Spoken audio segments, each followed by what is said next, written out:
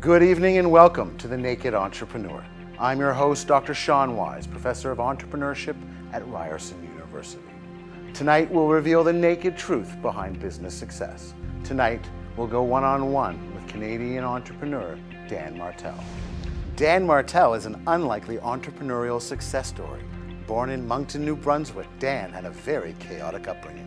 By the age of 17, Dan had been to jail twice for drug-related charges. Dan's turnaround came in rehab when he discovered his true passion for computers and a love of technology. Dan has been building successful businesses ever since rehab. Those businesses include Spheric Technologies and Flowtown. Today, Dan is the founder of Clarity FM. He's attracted angel investors, including Mark Cuban. Clarity is on track to be the eBay for entrepreneurial advice.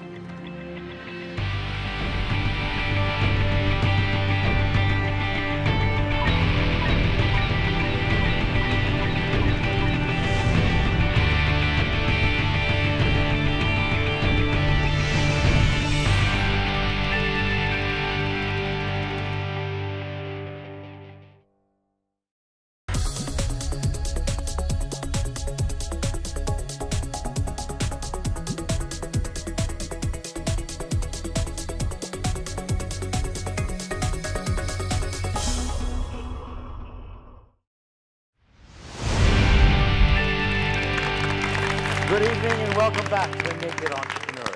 Joining us now live via satellite feed all the way from Moncton, New Brunswick, ladies and gentlemen, Dan Martell. Thanks for coming, Dan. Hey, Sean, thanks for having me. Dan, I want to start right at the beginning. What was life like growing up in Moncton, New Brunswick? I don't know any different. So it was pretty cool. I mean, same thing, small town. I learned over the years that perspective and culture matter is a big deal. Makes a big difference in business and whatnot. So, I think I wouldn't change a thing. I really loved it. I grew up in kind of the woods and whatnot, and really enjoyed my time in Moncton. So, what are your memorable memories from that period of your teenage years?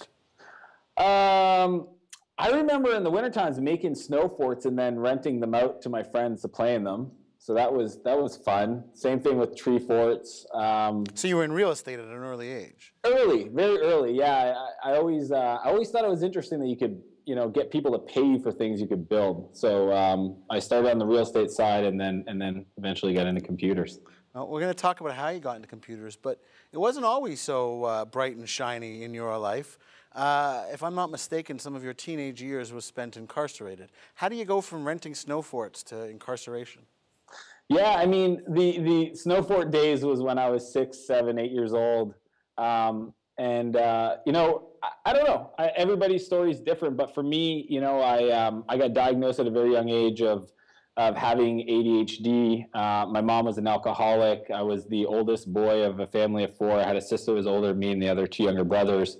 I learned when I was 11 or 12 years old that if I wanted my dad's attention, who was never there because he was working, he was in sales, so he was traveling a lot, that throwing a fit and a temper tantrum actually got the job done. So it didn't take very long before my parents just couldn't handle me at home, and at the age of 11, 12, I got put into foster care. And, nothing good comes of kind of being in the system, from crisis centers to foster parents to eventually getting kicked out of there, going to group homes. My peer group, when I went into the group home, I was 12, 13. They were 16, 17. And they weren't there for positive reasons. So, I ended up hanging out with the wrong people, and that trend just continued on until I started doing drugs when I was 13, 14. And then hung out with really bad people and into my early teens and went to jail when I was 15, 16, and then again when I was 17. Now, how do you go from being in jail at 17 to being a superstar success? The journey had to start somewhere.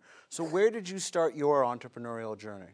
Yeah, so after the second time, which I vowed the first time I wouldn't go back. So after the second time, spending 5 months in jail, I went to rehab, and I spent 11 months there. And is that time in rehab at a place called Portage that I discovered computers. And I just bought a book on programming, and I would sit up and write applications. And when I finally went back to high school, I was fortunate enough that in high school there was programming classes and technology classes, and I learned a bit more. So, to me, I've always credited, computers as saving my life, because it was this other thing that I felt I could kind of be creative and invest my time into that was obviously positive and wasn't going to get me back in trouble. So what was the first project that you set out to do?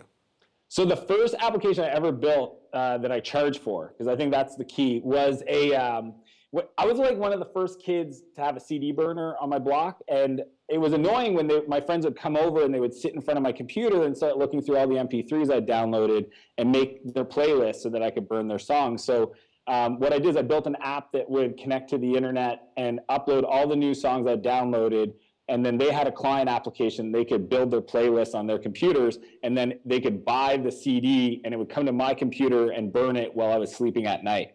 So that was the first app. I was charging $20 a CD. I was 17 years old, 18 years old, and I was making money. So again, always solving your problem first. And nothing came to that because obviously the songs are illegal. I was going to say, was there any issue with the fact that it was an illegal business model? Nobody knew. It was very, you had to know, friends of friends. Friends of friends. So tell me how you get from your illegal CD burning business to your web hosting company for vacation rentals. Yeah, so those are actually two separate businesses. Yeah, So I did the CD burning application, and then I learned the internet. So I actually started off on desktop computers, and then I kind of thought about this thing called the internet.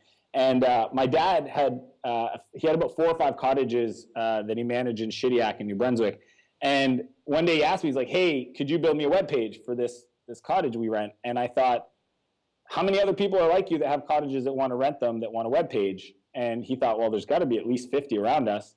And so I built this maritimevacation.com that was essentially the first, cottage rental site. And anybody that builds a website quickly starts doing other people's websites, realize that they could make money on hosting. So that's how it transitioned from the maritimevacation.com to the hosting company. But the interesting part with the Maritime Vacation was I didn't know how to get customers, and other than my dad, and he wasn't going to pay me to build it. So what I did is I got pretty clever, and I realized there's this magazine that the government puts out called Canada. It's like a tourism guide, and in the guide they had every listing in New Brunswick of cottage and bed and breakfast. So I built this mass mail merge system that automatically sent direct messages or form letters out to all these bed and breakfasts and said, if you want a website for your location, send me $30 and 3 pictures and add extra $5 if you want your pictures back.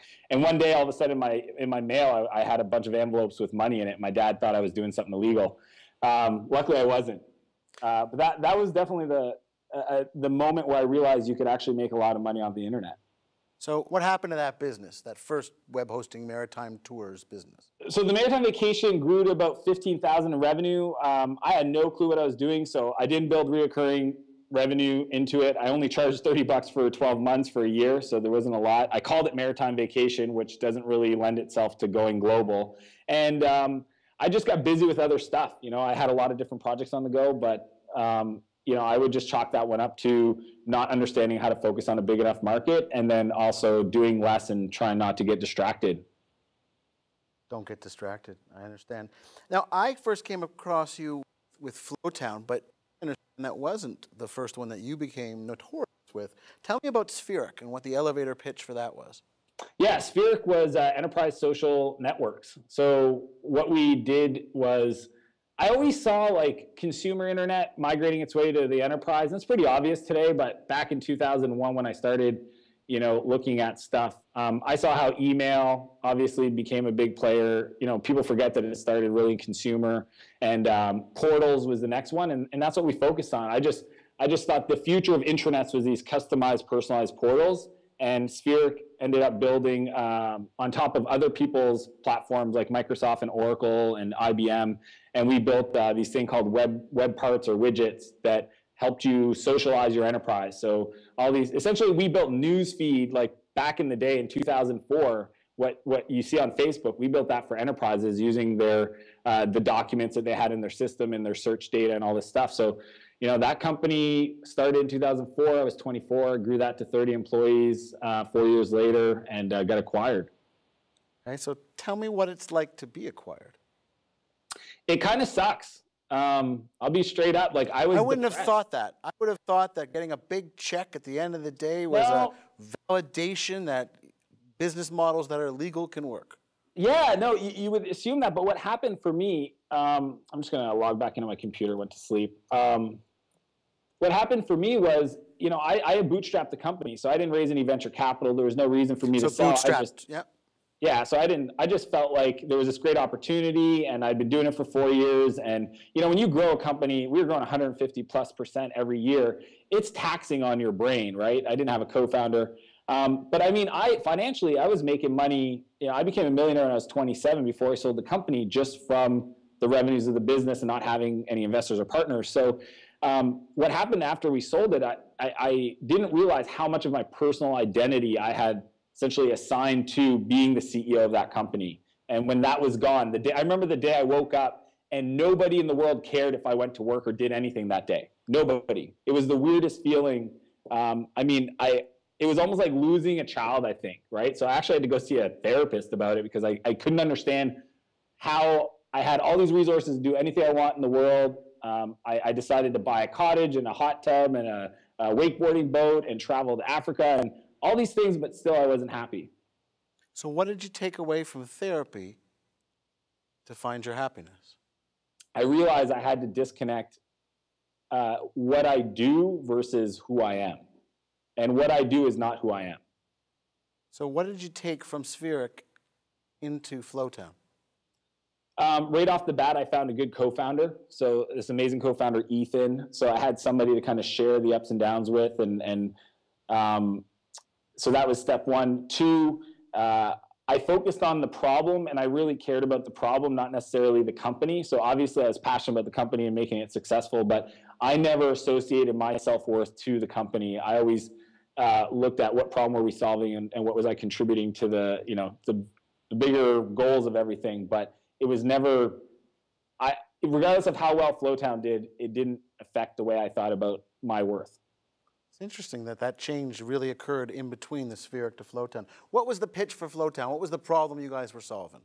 We were a social marketing application for small businesses. So what MailChimp is for email marketing, we were similar for social media marketing.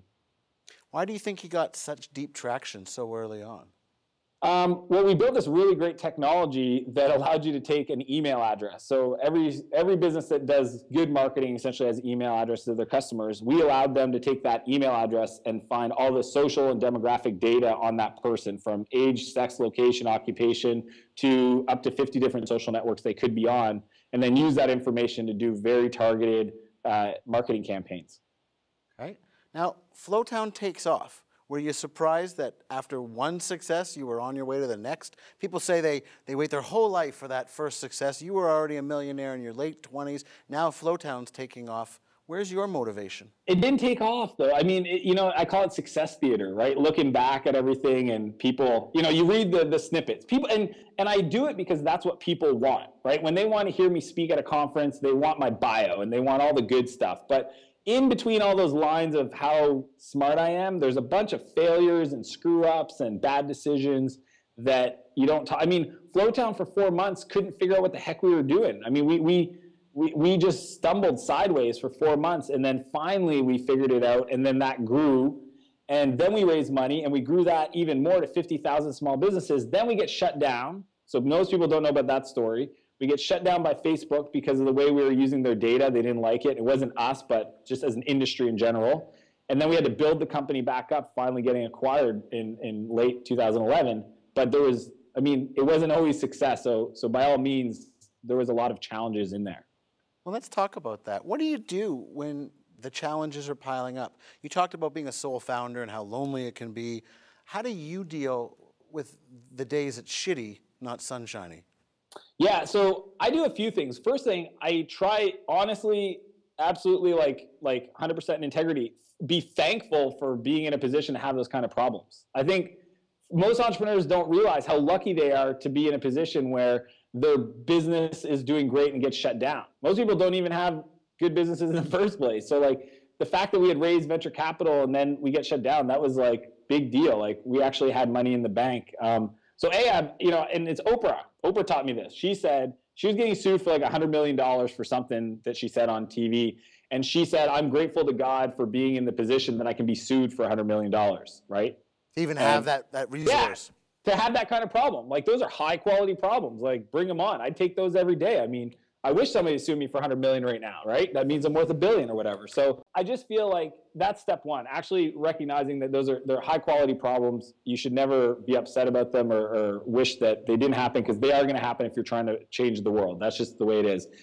Second thing is I make sure that I get my head straight. So I work out in the morning. If I haven't been working out, I get back on track. I start reading good books, autobiographies, things that inspire me to keep moving forward. And then you got to take action right away. So as soon as we knew that, we had essentially 2 months to shut down the product and start from scratch, we didn't like stare at the light and run right into a wall. We actually said, okay, we're going back to startup mode, like pretend like we have no product. So we laid off 2/3 of the company, went to 5 people, got rid of everything, got rid of all accounts, got down or burned to almost nothing, and then started from scratch again and just went through that process, that startup process over again.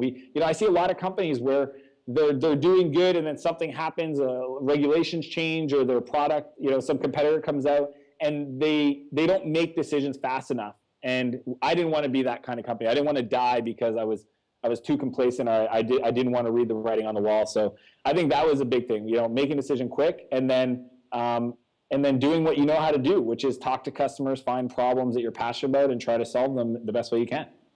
And I think that's where we're going to pick it up right after this commercial break. We're talking with Dan Martell on The Naked Entrepreneur.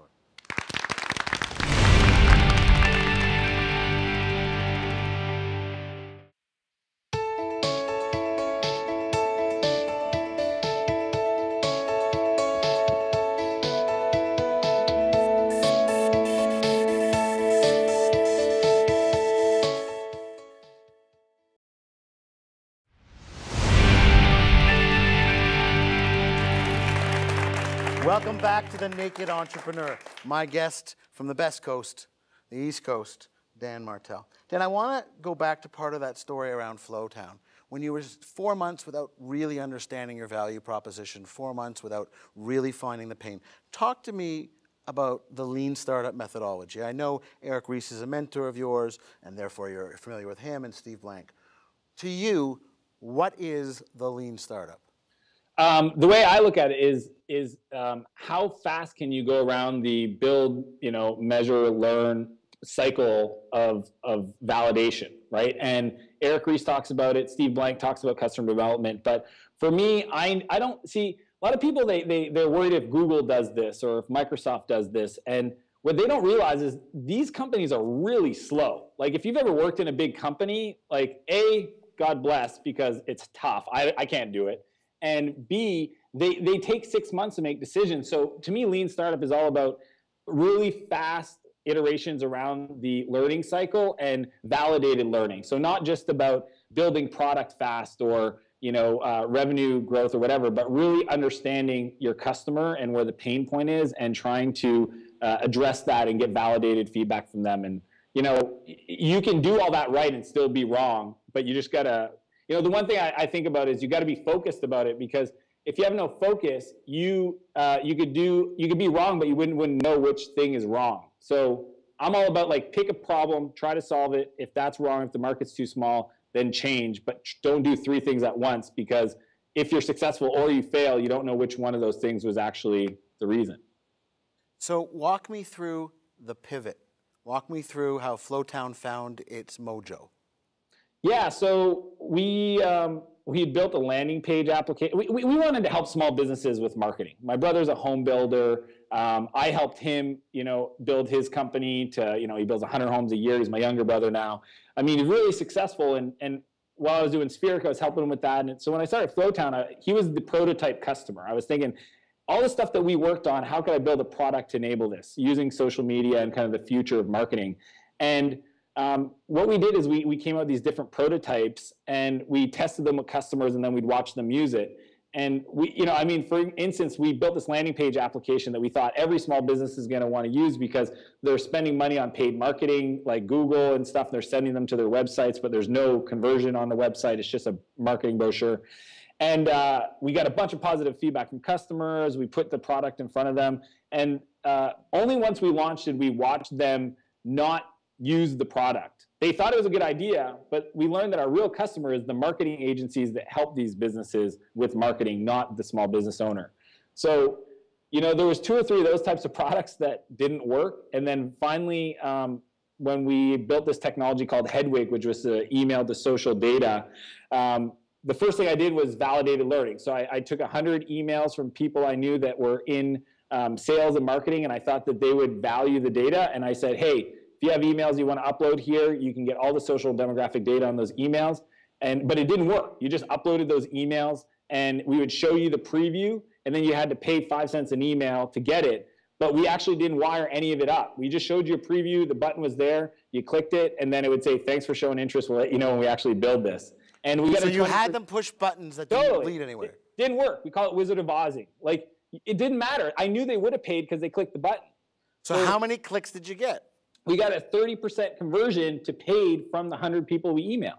Without even building it? No, we faked it. Because that was what I wanted to know. Did they understand the problem? Were they motivated enough to enter in data? And from the fake data we showed them, would they have clicked the button to pay? And it turned out they would, so we actually pivoted the whole business around that. Now, you pivoted more than once in Flowtown, which can be hard enough as it is.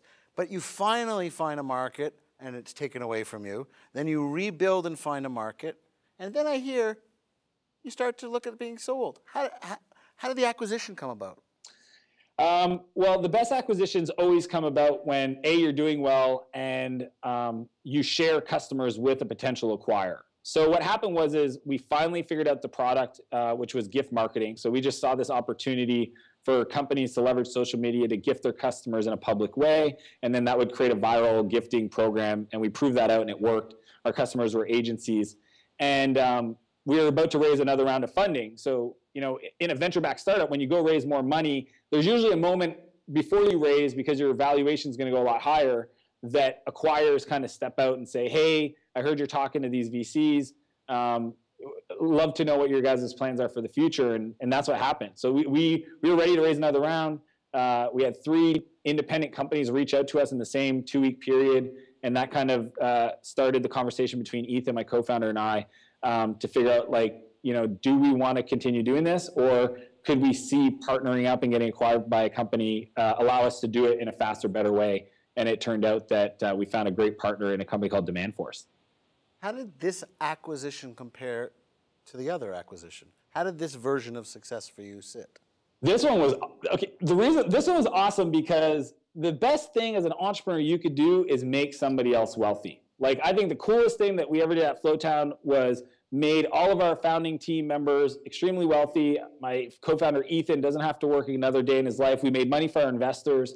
And I just think that is the difference between this outcome versus the previous one, because I was the only beneficiary of the outcome in the first company. So that's the primary thing, just knowing that you created value not only for yourself, but for everybody else. Now, you're married to an entrepreneur, so I have to ask this question contextualized. You have 2 successes, which is more than some VCs have in their entire career. And you turn to your wife, Renee, and you say, you know what? I'm going to do it again. Let me do Clarity. I know that's not how it happened. Tell me about the birthday and how it led to Clarity. It's crazy. I'll tell you why it's crazy. 3 things happened that year. So we got acquired. I got engaged. We found out Renee was pregnant. 2 months later, I decided to start a company, and we built a new house all in a 12-month period.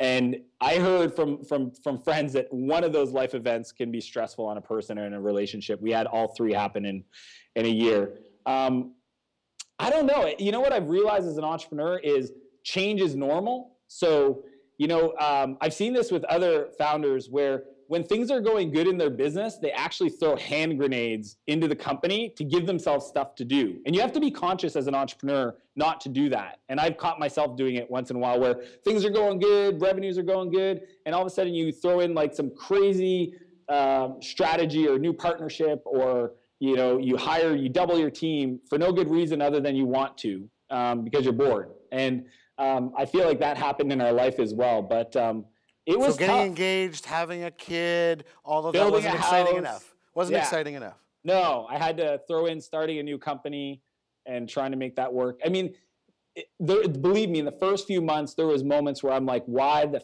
frig am I doing this again? It's why didn't I just wait? Like, I even walked away from my earnout from Flowtown to work on Clarity because I was that passionate about it. I didn't want to wait 12 months.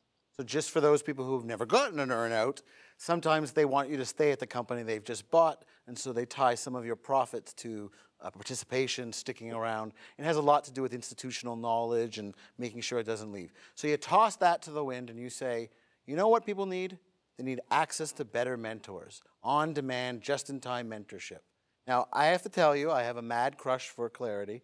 I loved the onboarding process. As someone who gets calls every day from people I have no idea who they are, asking for free advice, I'd rather make $8 than make nothing. And at least that would be a tire-kicking kind of activity. But tell me, in your mind, what's the elevator pitch for Clarity? So Clarity is like eBay for business advice. We're a marketplace of experts and professionals that entrepreneurs and business owners can use to schedule calls to get advice and feedback around decisions that they're making so that they can move faster and make better decisions in their business. And how have you used the learn or the build, the learn? Measure, learn? Yeah. Well, the first version of Clarity was me on Skype going, hey, John, would you pay to talk to this guy? And he's like, yeah. And I'm like, how much? And then I would go, hey, Guy, my other friend, how much would you charge for your time?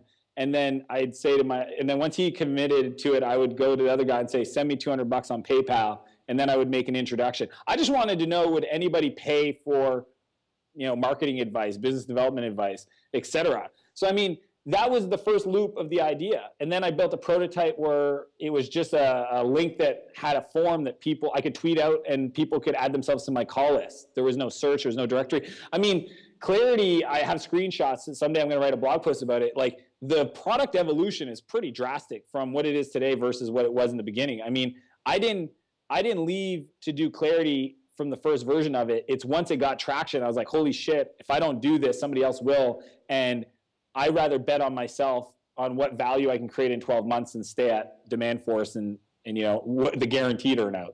And it ended up being a good bet. Well, tell me about where it is now. Tell me the metrics. Tell me the KPIs, the key performance indicators. How do you know your startup is successful? So our core metrics is monthly active callers, so unique callers. I think that's a good metric for any product, as well as obviously revenue, and then every other funnel in the system from member sign up to first call to expert sign up to first call. We instrument everything. We have 3 big TVs in our office with essentially we built call center software that tells us in real time what calls are happening, what are scheduled, which ones got missed, et cetera. As well as onboarding for new users and then all of our revenue graphs and whatnot. Things are awesome. We launched publicly in May last year. We've grown to 10,000 experts now. We're adding almost 1,000 every 2 weeks. We've completed over 13,000 calls across more than 50 countries. And we're really just getting started. We're realizing that there's 400 million entrepreneurs in the world, and if we can help 100 million of those get connected over the phone to move their goals and dreams forward, that would be a pretty cool thing to have happen. Wow, I'm excited to participate in it. I'm also excited to turn over these questions to our students who are going to ask you questions right after the next break. But before we get there, I wanted to ask a few more questions. What would you tell the young you, the one sitting in jail trying to figure out how he's gotten there? Ooh, what a great question. That's a really good question. The young me versus the one in jail. I would say I would just remind him that he was better than this. I think I went through so much, being told I was bad and getting changed around group homes and foster homes that my self-worth was like shit. It was like 0. And what I learned in Portage is I learned to love myself. Rebuild my self-esteem, rebuild the relationship with my family and friends, and find a better positive network. So, I mean, if I could sit there and talk to that kid in jail in that cell, I would say, you're better than this. That's a great piece of advice. What about a piece of advice from our graduating entrepreneurship class? They're just getting started. They've worked at a few startups, and now they're out there to take on the world. What advice can you share with them? The best advice, and the one that realigns me anytime I feel like I'm not doing enough, is never ask if you're worthy of your goals. Ask instead, are your goals worthy of your life? How did you find this passion? I mean, you talk and it exudes it, but yet I have students who say, you know, I haven't really figured out what it is that gets me up in the morning excited. What recommendation do you give them?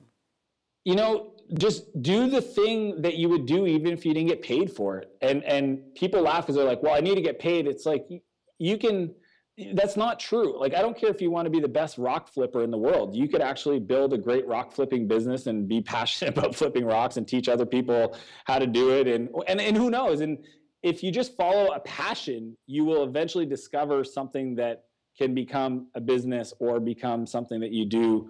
I just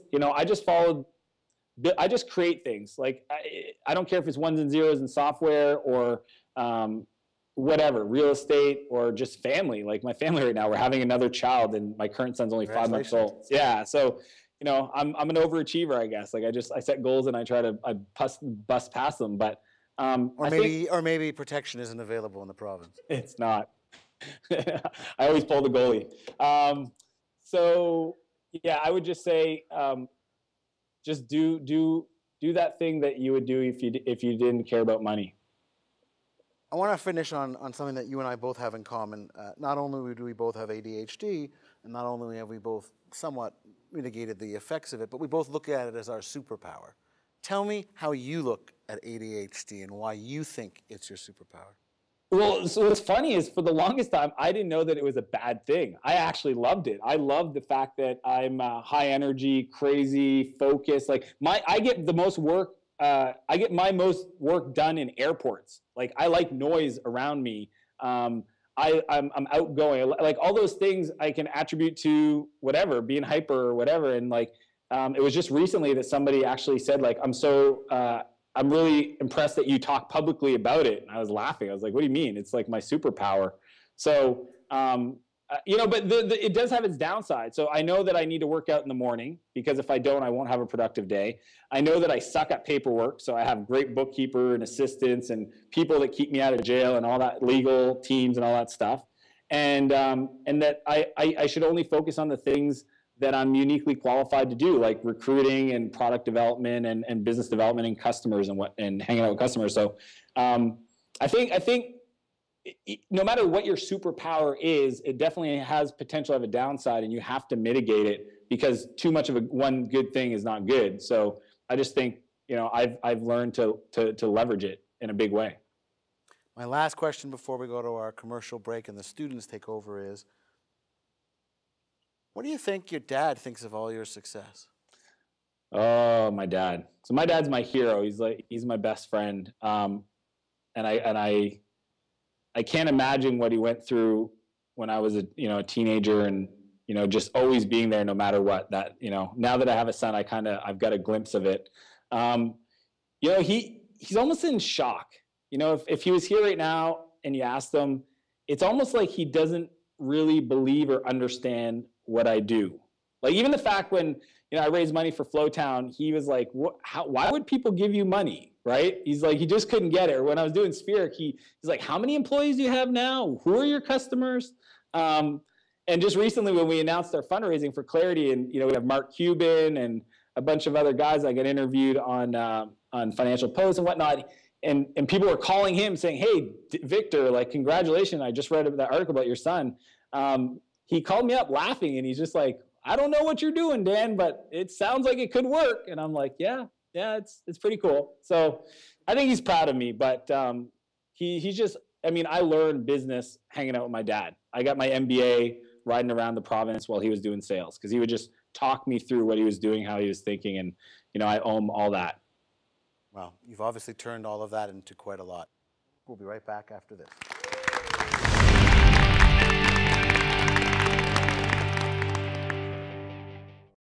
Some ideas are hot, some ideas are not. This is a hot idea.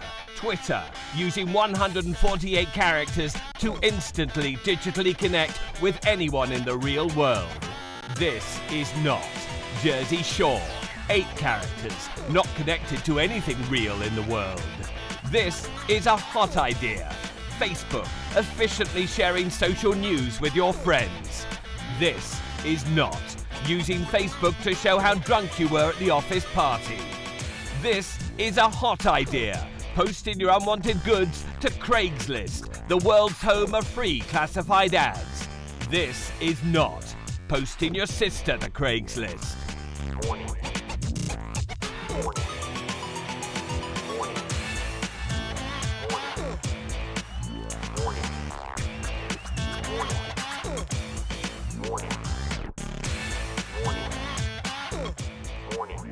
Friends don't let friends pursue bad ideas. Find out if your idea is hot or not.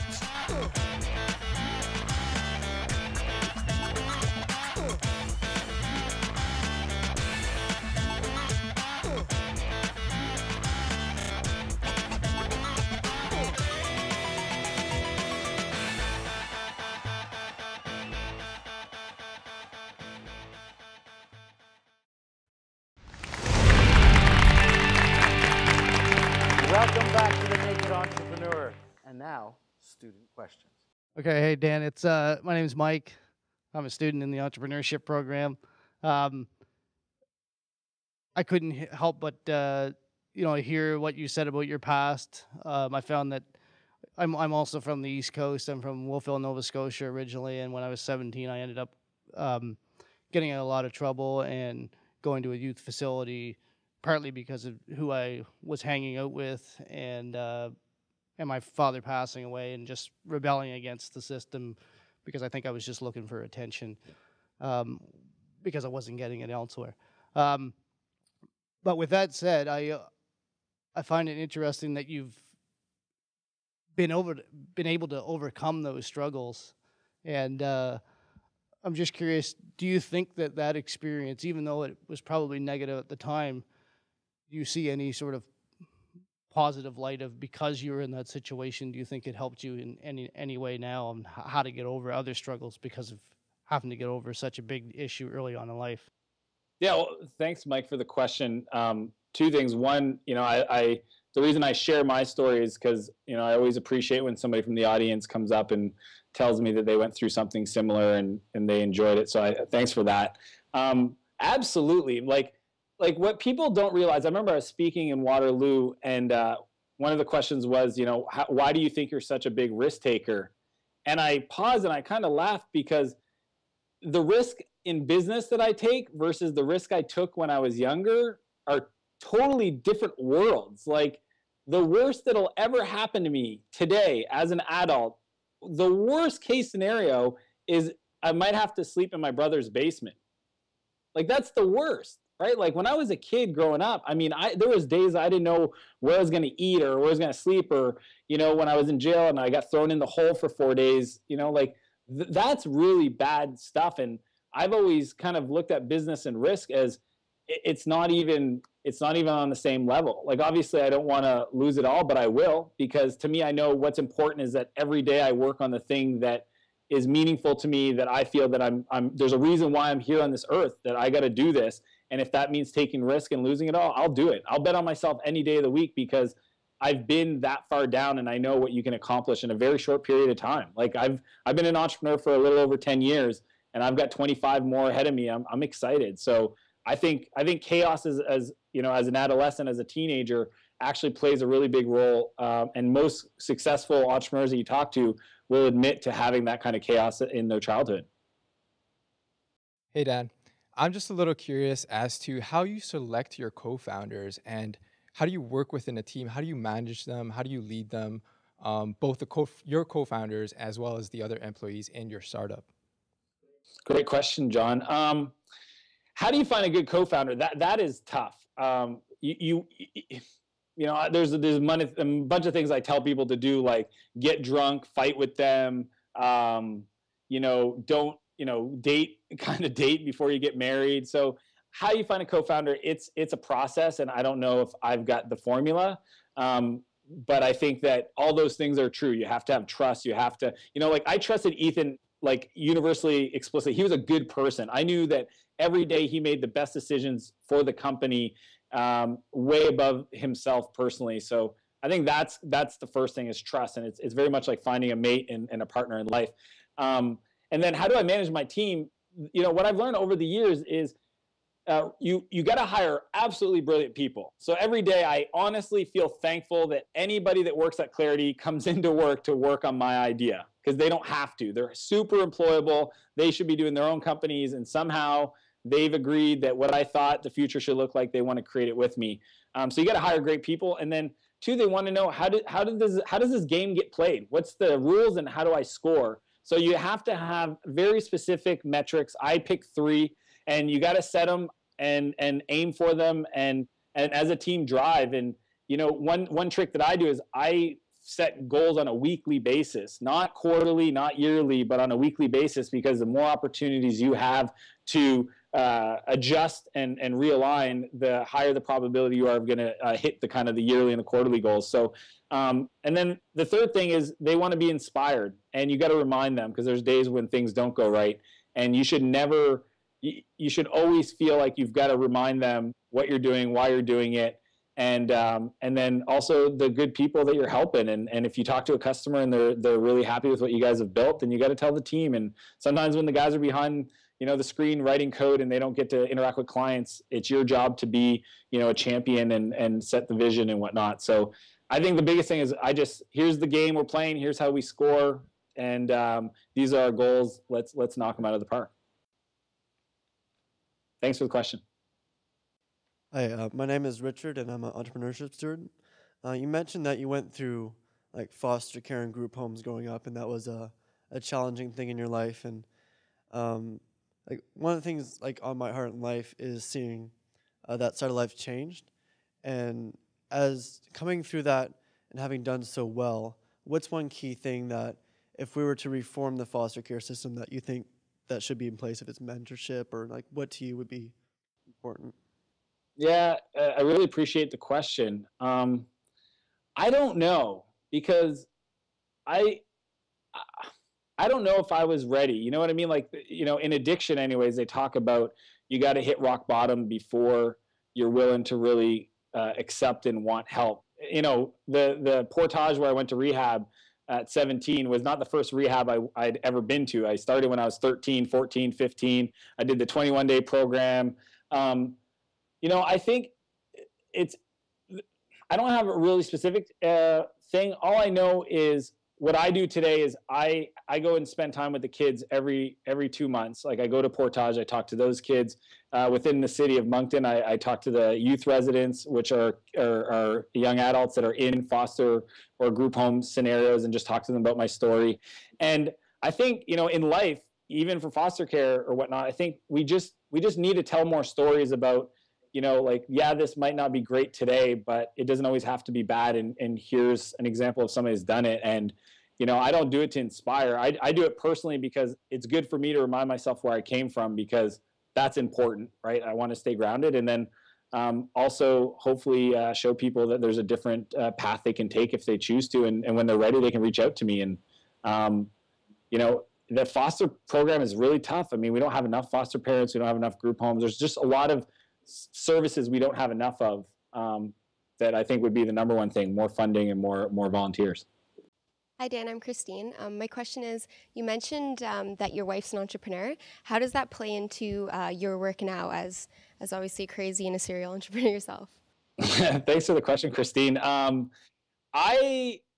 I mean, just the whole relationship and entrepreneur side is an interesting conversation, but, you know, I don't think I could be with anybody else other than Renee, and for many reasons. But, you know, the fact that she's an entrepreneur, that she's building her own thing, that she's just as motivated and passionate and dedicated to that, plus having a family, you know, it's cool because, like, on Wednesday nights, I have it in my calendar that she spends every Wednesday night with her business partner strategizing about their business. So I take care of our son, Max, and you know, if we're in the middle of dinner and all of a sudden I get a call and I take it, and she knows that I'm trying to like close a new hire or, you know, a deal or business develop, like there's no hardship, like it's totally normal and it's okay. So, you know, we've just integrated what we do into our lives.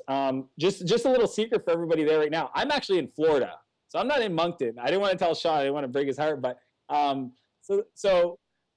I took the whole family down here for the month of February, rented a house, and you know, we work during the day and we go do stuff, and I don't know, we just integrate it into our lives. And, you know, I don't know if I could do and have the life and build the companies I built without having somebody like Renee that's an entrepreneur to understand what it's like. Because if I was with somebody that didn't have a passion, they would probably be resentful because they wouldn't understand why you have to sometimes make sacrifices.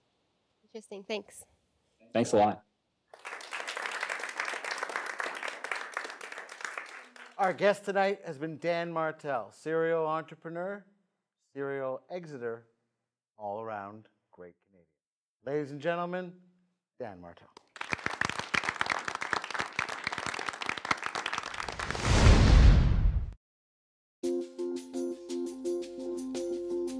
My name is Lindsay Goodchild. I'm the CEO and co-founder of Green Gauge. Jonathan Trong, founder and creative director of Tokyo Mouse Inc. Mark Coleman, the co-founder and president of WebRocker. No matter what the idea, be it product or service, profit or nonprofit, Ryerson provides education, resources, and funding to help start and expand your businesses. Relationships with other entrepreneurs can be a huge factor in your success. You may see that rock, and is it a diamond or not? How would you know? Talking with other entrepreneurs can help you know.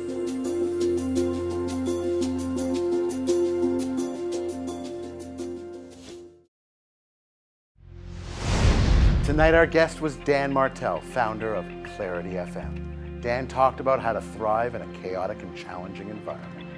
From all of us here at Ryerson University, I'm Dr. Sean Wise. Thank you and good night.